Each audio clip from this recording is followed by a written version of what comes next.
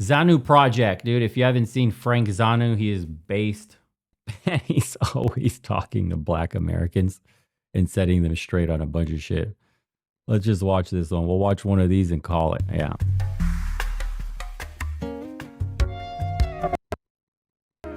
Hello, everyone, and welcome to ZPR, Zanu Project Rethink. My name is Frank Zanu. I'm in the studio with a wonderful, wonderful gentleman. Became one of my followers, wrote to me and said, I want to talk. I have a great deal of things I want to talk about because I'm concerned and I want to do good for my society. I said, sure. 2 months ago, we met for lunch. I drove all the way to New Haven and met with this gentleman, and it was like unbelievable. And then he said, I'm coming to the studio so we can talk about the things that are on his mind. And today I have in the studio with me, Jaden Gardner, right? Yes. Jaden, you went to Southern Connecticut State University. Yes. And I look up, you play football. Yeah, Yeah, I it still did. shows, man. You're really busted. You make me look like an old guy. Nah, Yeah, man. Welcome to the studio. Thank you very much. 2 months ago, we met. We So they're talking about why the black fatigue here. went for lunch in New Haven, and I came home. My mind was blown. I was like, wow, there is hope. There is hope. And we should be bold enough to talk about our problem, because if we don't, then nothing is going to change and nobody's going to do it. And then that day, the day after, you sent me a note and you said, Zanu, are you comfortable to discuss this? These are the things that I want to talk about. I said, sure. All we are doing is just, hearing each other. You ask me the questions. I will share it with you based on Sounds like there's hot takes coming up. They're greasing us up from the beginning like this. thing. And then you tell me how you feel. But what is dynamic here is the same thing I did with Philip, who came from Atlanta on my show. He's also a Gen Z like you, African-American. And here you are, a baby boomer, okay? And a Gen Z in the studio talking about current issues that affect our people. So please, take it from here. All right, well, thank you for having me, Frank. I'm Jaden Gardner, like you said. I went to Southern, played football. I attended East Hartford High, and now I work for Yale. I do finance. I'm in the Treasury Department. And, Damn. yeah, I'm glad to be here. It's an honor, man. Thank you. Thank you very much. Congrats. All right, so fire off. What is the first thing that really is on your mind that you want to talk about? So I like this new trend of black fatigue that's been going around. I like it because I can see that other races are beginning to point out, some of the bad behaviors and mentality of black people. But it's not only other races, it's also black people ourselves.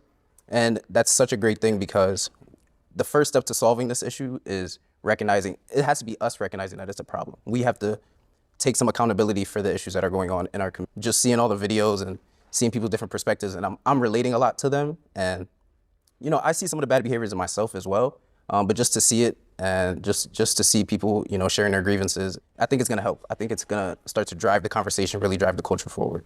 Yeah, I saw on TikTok, and I was wondering, what does the word mean?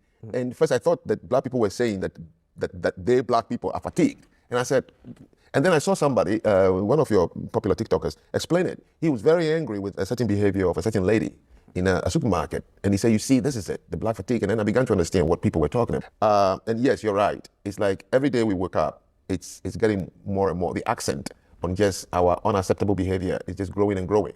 And so let me rather ask you, this is not new. It's because we have social media that it's highlighting this bad behavior, that it is so difficult, it's so very difficult for two black people, for one to try to correct the other or call the other out with good intention, whether it's in a public place, in a shopping mall. It's just difficult. It's difficult even more for a white person, Asian person, or somebody who's not black, even if it's out of good intentions.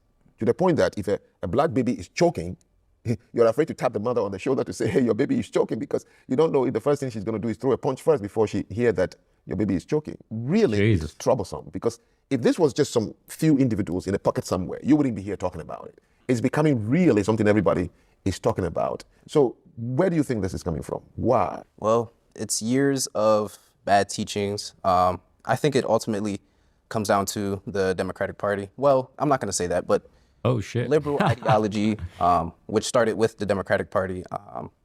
And it's just years and years of being told that we are victims, that we were wronged, and that we are owed something, and that we don't need to take accountability for the things that we do or the things that we can control.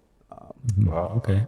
Years of bad teaching. Even though we call it bad teaching, I believe that these individual African Americans who put these organizations together, they in their hearts thought they have all the good intention, that if they speak that way, somebody would then do something. What it does, according to you, is that it then takes the agency away from and so no accountability. I'm never wrong because I have been wronged. Once I have been wronged, I can never be wrong, is what is happening now. And since I have been informed through our teachings that it is all others who are wrong and they wrong me, then I don't have anything at all for me to do. And so this has now perpetuated into this problem we are having, which you said, liberal ideology. I don't know where it has been there. The liberal ideologies have been there in the 60s, but it wasn't as bad as it popped up after 2008. I mean, I think it was the entry of Obama that things just switched. The reason was simple. People thought that if they had somebody like him in office, that things would just automatically, this was the hope when you see people crying in the streets and pumping their chest because of him, as if the Messiah had come. In fact, the New York Times called him the one, except they didn't add the word Messiah. So it made black people took a backseat, thinking that they will live vicariously through him, that things will change. White will change their behaviors, because we've always thought that if the white man can change his behavior, I'll be all right. There's nothing I should. So that was the beginning of it. And then Mike Brown, remember Ferguson, Missouri's Ferguson, Mike Brown was shot, and then everything just went out of. So it was under Obama that Mike Brown was shot, and BLM was founded under the first black, quote, black president. And I have looked around and asked, if you think of the Action Network, Sharpton, what is his mission statement? What is he teaching? If you look at the Rainbow Coalition by Jesse Jackson, what is the mission statement? What is it teaching people? When you look at the platforms like, Tariq, the one who wrote Black Foundation, I don't know, Foundation of Black Americans, to be honest. Don't say, why are we labeling an entire race of people because of a select few? We're not. It's just those select few happen to be very visible and constantly in the news for doing shit like this. The whole select few is a lot more than a few, and it's making the rest look very bad. And for a long time, you couldn't really tell them anything because it was considered racism. So you couldn't correct anybody's bad behavior because you're an oppressor and it's racist and it's ignorant. And for a while, since Obama, as a white person, for example, like you couldn't really talk about race. You couldn't really talk about anything, actually. You're supposed to stay in your lane, be quiet. But then if you're quiet, that's also silence is violence. So that's why we had this massive rubber band where people elected somebody like Trump. And we moved into this like heavily populist conservative right movement because it got so ridiculous. You were guilty for just being white, essentially. And so people got tired because there was nothing you couldn't be right. Like if you're black, depends. If you're like a liberal or a BLM black, they'll say like, I can't be racist to you because you can't be racist to white people. Like, that's like one of the craziest things that they'll say. So it's like you could freely hate somebody. You can be racist. You can treat somebody like shit, but because they're white, it's acceptable because they were oppressors in your eyes. So that's insane. So we lived in these last 10 years or so in a state where you had like preferential treatment if you were black, including like committing crimes and shit. Like you've seen recently on the news reports that you're starting to find out how systemic it actually is, where like dude with 14 arrest records got released again and ends up killing somebody. And then like, or somebody else does something, shoots or kills somebody, and it's like looks up the arrest record. He's like arrested like 7 fucking times, 12 times, 20 times, constantly released. And obviously the media is going to highlight that shit. And some of the cases have been absolutely gruesome. And they're happening at rates that are disproportional to the population. That's why they're being highlighted so much. The grammar itself is so bad. There is no such grammar, foundational Black Americans. It doesn't make sense. But look at what he's telling people. And just so many of everything they write and teach doesn't make us say we must. Yes, something bad did happen. Slavery can never be excused in any shape or form. However, it affected almost every corner of the world. The only place where you see it is where the color is distinctively different. Otherwise, Europe, all of them, Africa, every other tribe was once a slave to another one. In Asia. But for them locally, assimilation happened. Yeah, and the whole slavery, that's a good point. Everybody, every race, that is a universal experience of every single culture and race, slavery. Like, it's not unique to blacks. I don't understand where they co-opted that shit. And it's like, well, we suffered. It's like, dude, do you know what the word Slav means? Like, Slavic people, that is a word for slave. Like, where did they co-opt this all of a sudden and think like it only happened to everybody enslaved everybody? Like everybody's own people enslaved, like Africans enslaved other Africans, Europeans enslaved other Europeans. Like the Vikings were coming down and enslaving Slavic people and shit. The Ottomans, the Arabs were enslaving tons of Europeans. That's where the Slavic shit came to. Literally everybody had slave. There's slavery going on today in all those failed states from the Arab Spring in North Africa. Currently, right now, millions. Shockingly high numbers. Yeah. Greeks and Romans had slaves. There you go. Dude, yeah. because the skin color was the same. The only place, the youngest one, is America, where the skin color of former slaves is so distinct that when they wake up every day, they think something is wrong. And your question is, how do we tackle this problem? Yes, because now everybody can see and tell what we can all articulate it, but now we need to be more, I think, solution focused. And I think the obvious one for me is getting fathers back in the home. Thank you, dude. How are you going to do that? Right, because you can't force them. I would say you have to stop. One of the things you can do is to stop subsidizing the lives of single mothers, because it's Thank you. incentive. You know, if you're a single mother and you're in a difficult relationship, you're in a difficult marriage, but you know that the state will subsidize your housing, your food, they'll make the husband pay child support. And so you'll be getting that other paycheck that you would be getting from a significant other from the state. Then that's more of an incentive to just say, hey, I'm not happy. Let me just go off on my own. I agree completely. Get the government out of people's fucking marriages. Stop supporting single motherhood. Stop supporting women who are getting divorced. Make the courts less biased.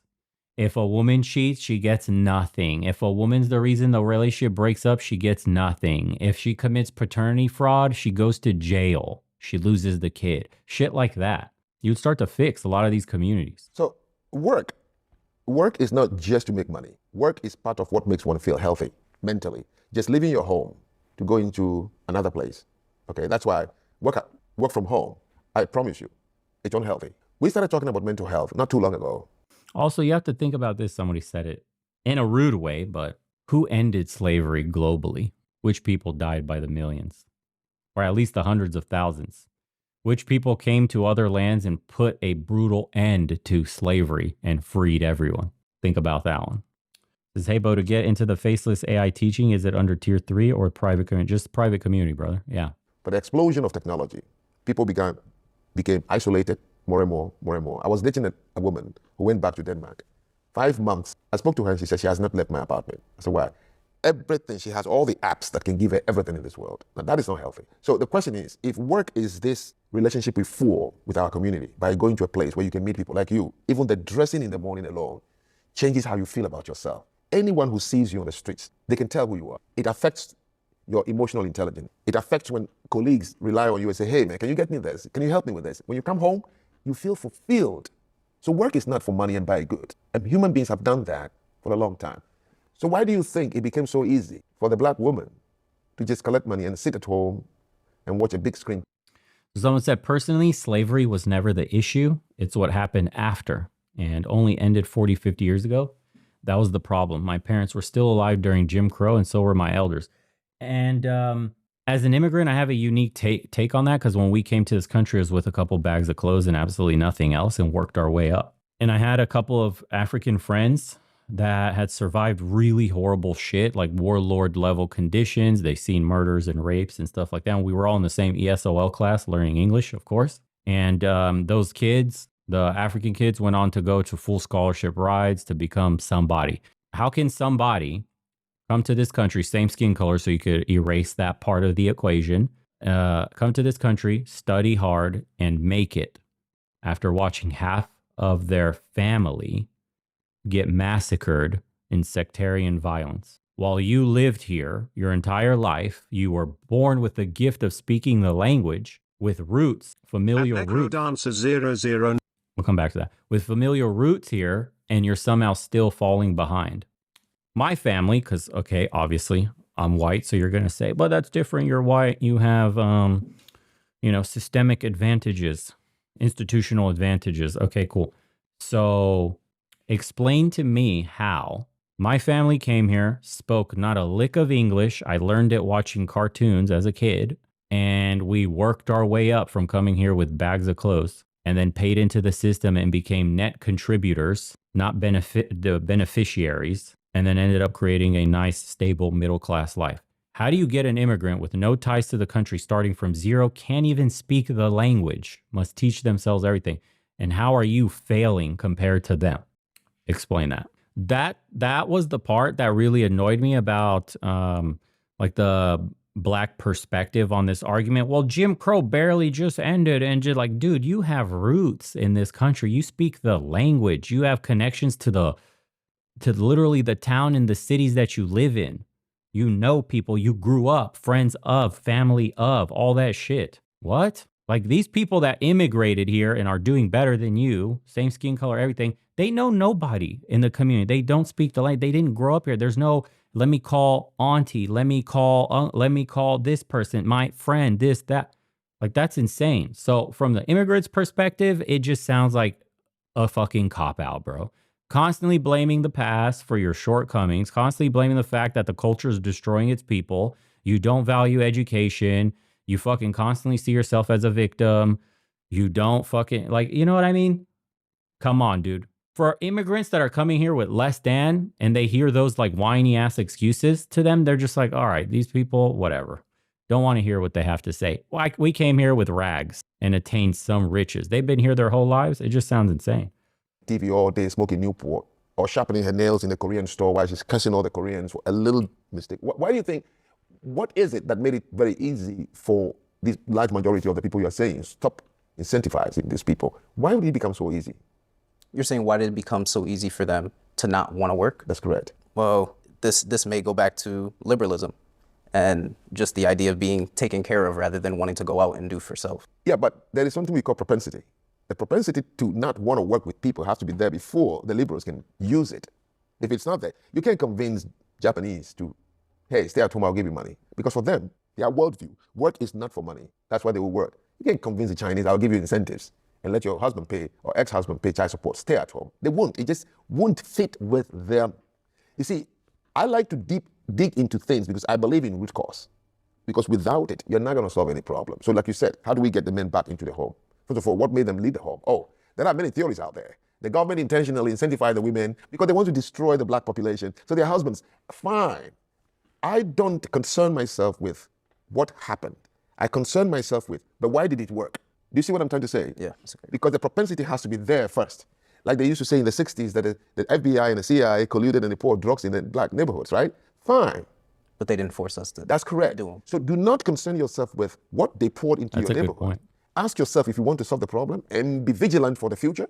Why did it work? Why did I take it? You will be powerful. That's what I do to myself. I'm never concerned. For example, if I was on the streets and you said something to me and I got so angry and I threw stones, my excuse is, he said this to me. The first thing I'll start is, how did I lose it? Otherwise, you can control me every day. So that becomes my consumption. Like, why did I lose it? What happened? Next time, I promise you, like I have said for the last 15 years, I dare anyone to come and try to make me angry. You won't succeed. I have refused because I have come to go inside myself to know the propensity has to be there before the... Yeah, and you know what else doesn't work about the victimhood shit too? When you say like, we still have grandparents that were alive from that era.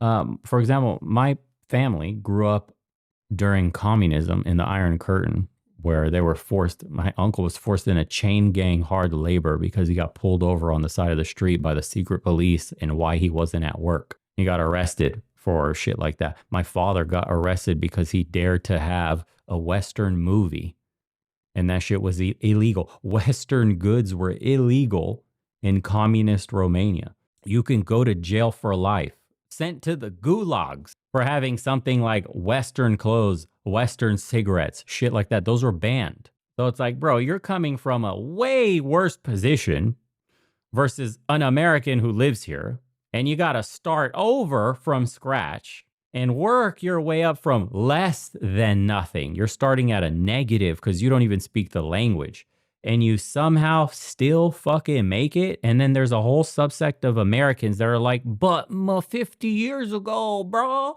there was Jim Crow 50 years ago. We're 100 years ago. This happened, bro. And we're in today, right now. What's your excuse right now? Are you banned from going to college? Are you banned from showing up to school and studying? Are you banned for applying for a job? Are you banned from literally starting a business right now? Like somebody will not make your EIN? Are you banned from any of this stuff? Like, is there restrictions on you in any way whatsoever that is stopping you from becoming whatever it is that you want to become? Like, that shit's crazy. If a fucking immigrant can make this shit happen, yeah, the excuses, they don't really matter. And somebody said, do a Google search on multiple banks that got sued and lost due to redlining right now. Cool. Go do a Google search on multiple banks that have did predatory loans to immigrants that couldn't speak English and were literally raping their pockets in predatory loans that were destined to fail. So then the bank would come take their houses and these people had no recourse. It's same shit, bro. Poor people get predated on, essentially. Who cares? Yeah, there's many examples though. Being poor sucks. That's the worst part, being poor. If you're poor from any community, society is designed to leech you. Society is designed to take advantage of you. That's true, sure. But that's the whole point of escaping poverty. Now, if you're born in a more upper middle, lower middle, doesn't matter, just right outside of poverty, you really don't have any excuses of why you failed in this country. A stimulant is introduced. So why was it easy for such a large majority of black women to say, yeah, I will sit at home? What do you think? I don't have a good answer. I'll be honest. I'm not sure. You know, if we don't examine that part, we can't get them out of the homes. We can't get the men back in. That part is very important. You can put any, look, I live in Bridgeport. It's a minority, low income. So I've seen, you name any program. There's so look, because I find this conversation interesting. Bro is really asking why a small subset of people who are specifically chosen for their abilities is doing better than most by using a small subset as a sample size. We weren't chosen for shit other than my uncle was being targeted by the state. We came here as refugees. Do you know why? Because my uncle was organizing in the church against communism. They wanted to lock him up for life, to kill him. But what is the excuse? You say most are chosen. No, they're not, dude. No, they're not. Most are not chosen for their extraordinary abilities. I can guarantee you that.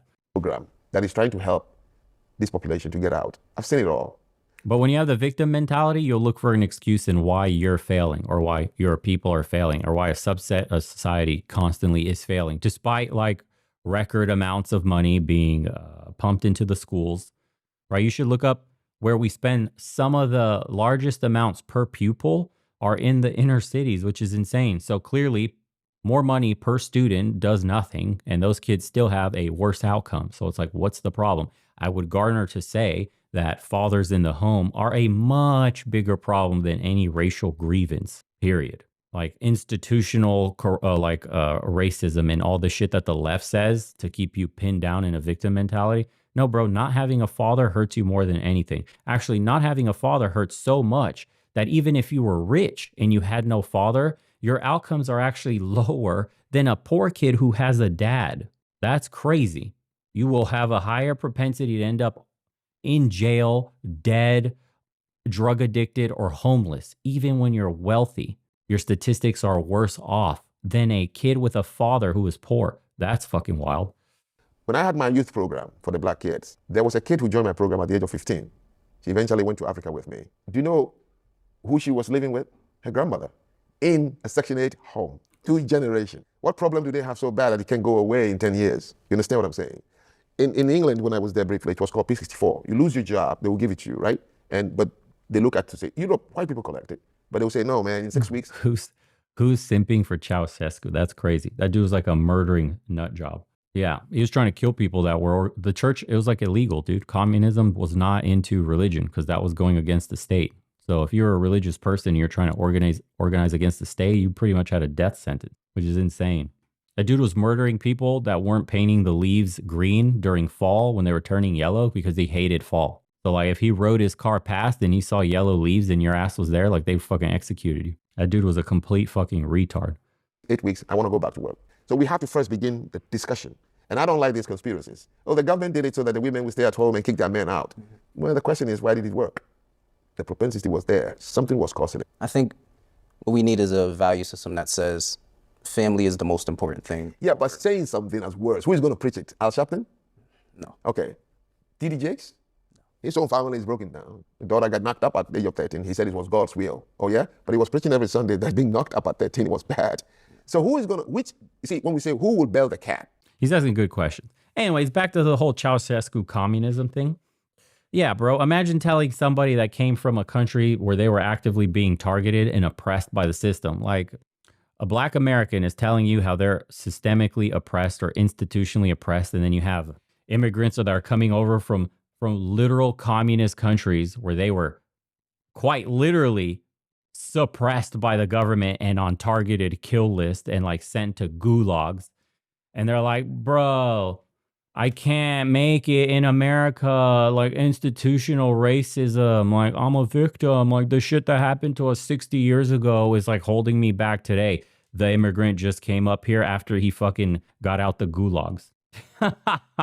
Like what, bro? Dude literally got arrested because he didn't have a job and it was illegal to not have a job, or he wasn't at work. That was illegal. It's insane. I was born 20 days before the tanks were rolling in the streets killing people, before the army did a coup, and it was a fake coup, but they couped Ceausescu and shot him and his wife. You can watch it. I think it's on YouTube.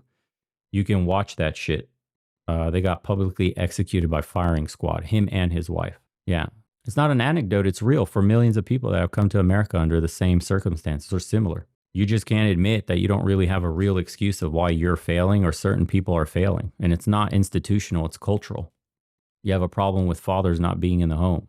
The culture doesn't reward education. It rewards shit like listening to rap and Lil Wayne murdering, killing, selling drugs, pimping women out, dumb shit like that. That's really the separator in a lot of this shit between every other culture. Yeah. Look up Ceausescu firing squad or execution or something. Crimes against humanity. All I know is I had friends in ESOL from all parts of the world, Asia, Africa, Latin America, whatever.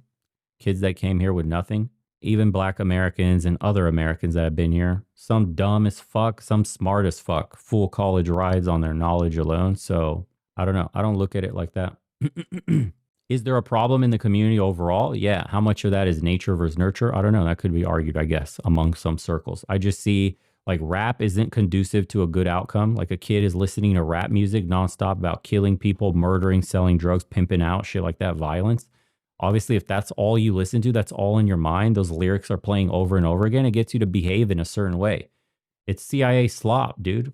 It's pushed by the CIA to literally get you to end up in prison so that the prison industrial complex is making money.